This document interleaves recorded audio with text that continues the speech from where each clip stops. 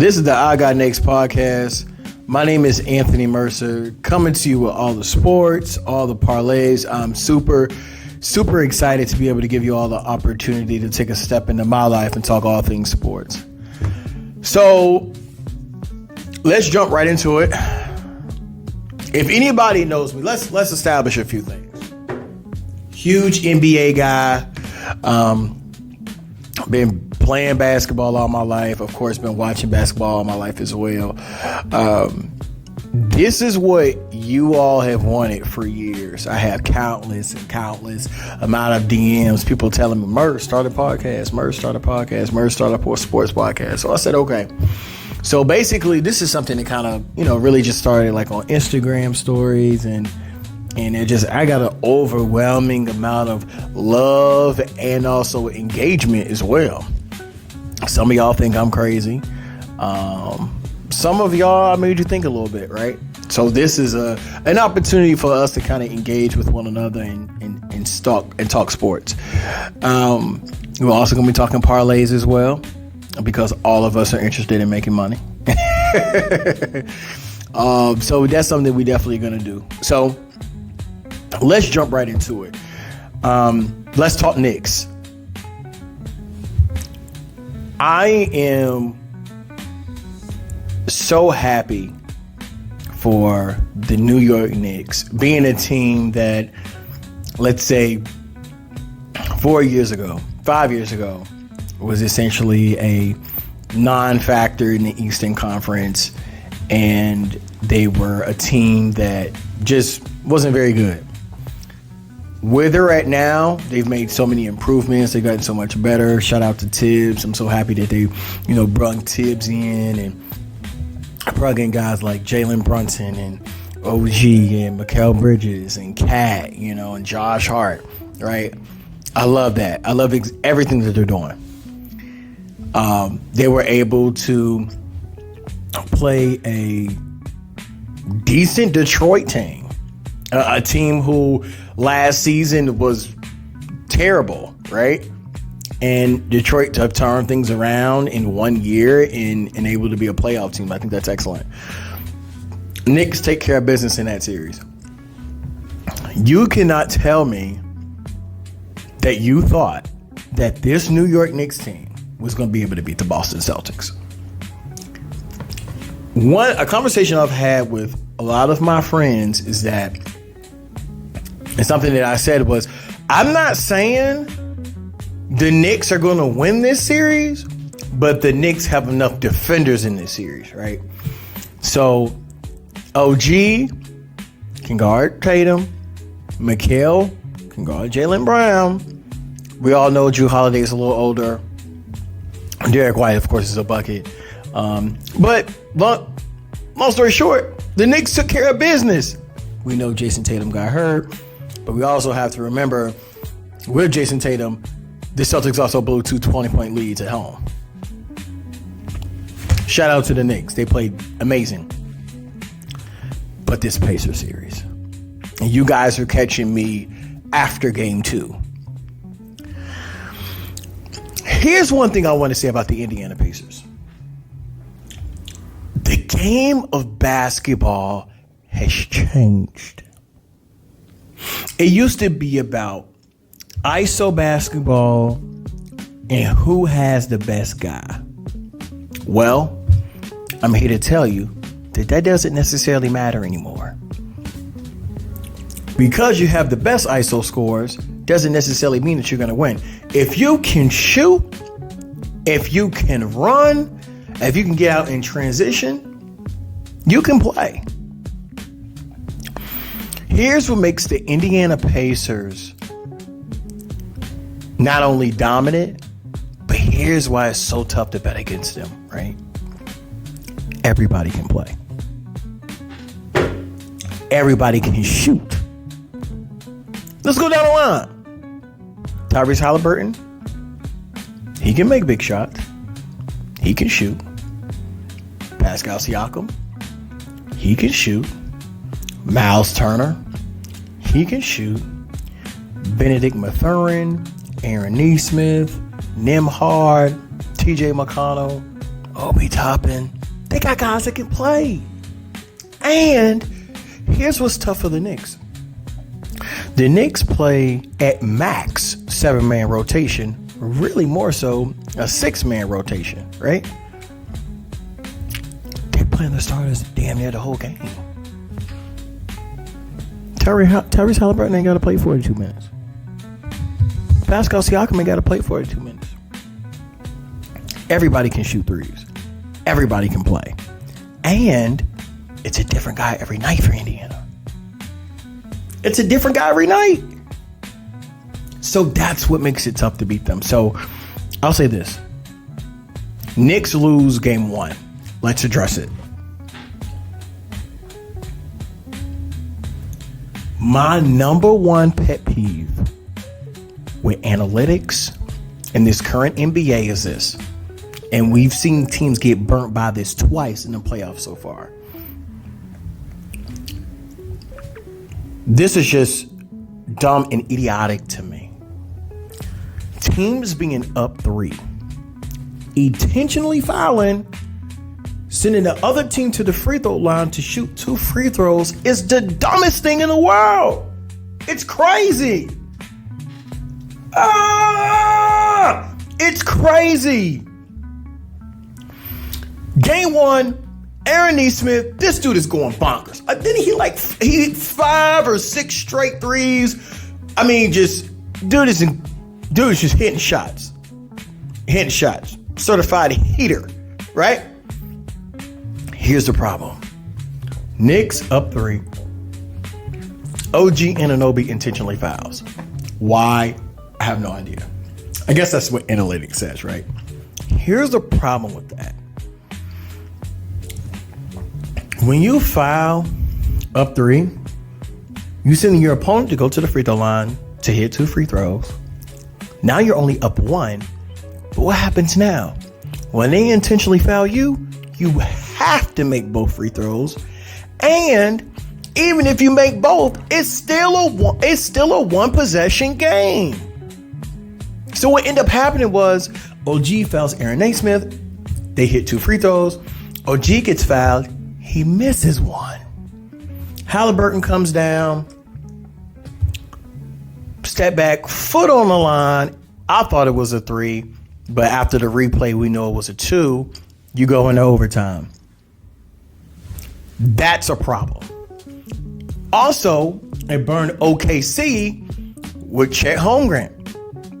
They did the same thing in the Denver series. Chet goes to the line, misses 1, Aaron Gordon game winner. Here's what I would like to see in that moment. I don't give a damn about what analytics says in that moment. Just play defense. Because guess what? If you get a stop, up 3, they intentionally foul, you go to the free throw line, and now you have the ability. Now you don't have to be perfect. You can hit 1 of 2 free throws, and it'd be a 2 possession game instead of 1.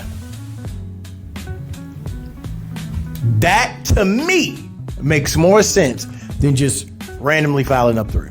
Okay? Game 2. The Knicks just lost, man. Everybody can play for the Pacers. Pascal Siakam, 39 points. Lord have mercy. The reason why, I have a friend, his name's Siku. I'm pretty sure you guys will meet him. By the way, Siku is a certified bucket. I mean, one of the best hoopers in Raleigh, North Carolina right now. If you're in the Raleigh area and you're watching, you know who this guy is. He's been on ball his life. He's giving people buckets, right? He's averaging like 50 in Pro-Am. It's crazy. Anywho, Sekou loves Pascal Siakam. And I've never been too much of a huge fan, but he loves Pascal. And all I could think about was him when Pascal's going off for 39 points. He's like, Anthony, he's a champion. He's been here before. He's going to have a big game. I'm like, man, no, he not. Because during the regular season, I'll take Pascal Siakam to have 10 or 15 points You have like 9 or 11. So I don't trust him. I would have never in a million years would have bet Pascal Siakam to have anything over 20. I don't trust him. But Pascal came to play. And so Knicks down 0-2. Now, I'll say this. I do believe the Knicks are going to come back in the series. I do believe the Knicks are going to come back and win in the series. I do think they'll take the next 2 games in Indiana. I could be wrong about that, but that's just what I think.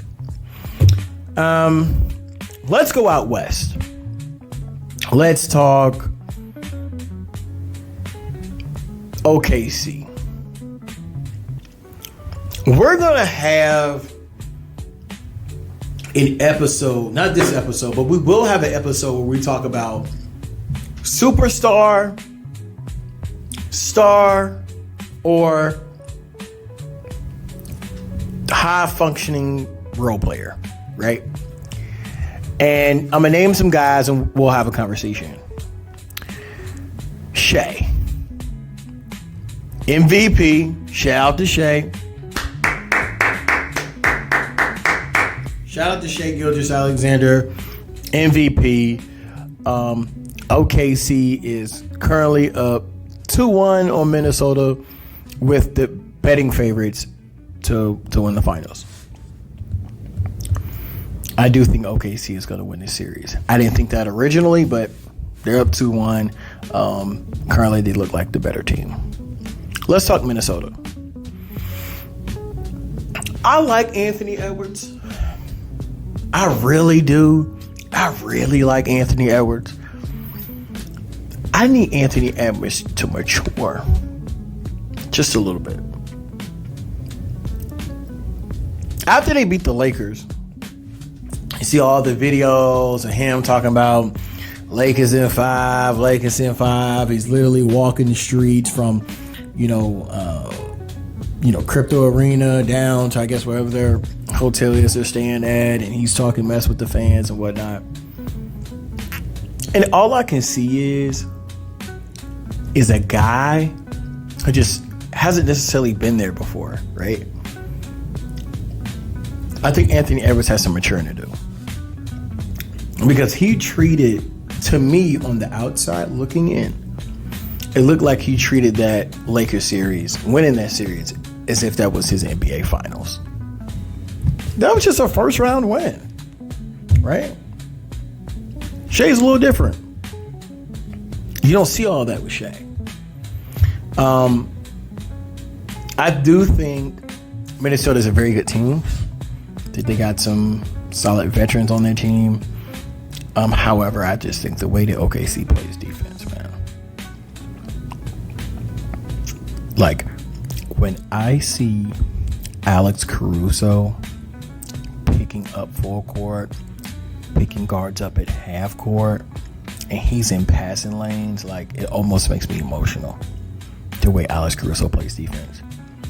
When I see Luguentz Dort being physical with guys, like, they play a great brand of defense, and they have a team of guys that they all can play. Shea can play. Jalen Williams. The other Jalen Williams. You got Lou Dort, Chet Holmgren, Hartenstein, Aaron Wiggins, Cason Wallace. I know I already mentioned Caruso. Those guys can play. Those guys can play. They can shoot too. They can shoot too. So it makes it difficult to beat them because you got an MVP caliber that can get you 30. Jalen Williams is nice. Can get you 20 plus. Can defend. Chet, very formidable.